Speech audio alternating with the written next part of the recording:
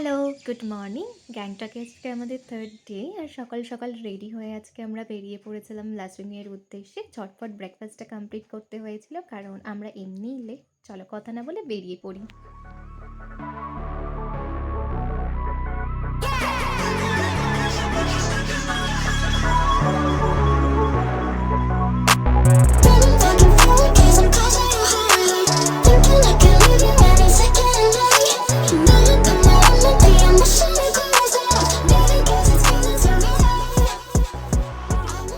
রাস্তায় যেতে, যেতে খুব সুন্দর একটা ব্রিজ পড়েছিল। সেখানে দাঁড়িয়ে আমরা প্রচুর ছবি, ভিডিও করেছিলাম। তারপর আবার আমরা নেক্সট লোকেশনে যাবার জন্য গাড়িতে উঠে পড়েছিলাম। তো চলো সেখানে গিয়ে দেখা হচ্ছে।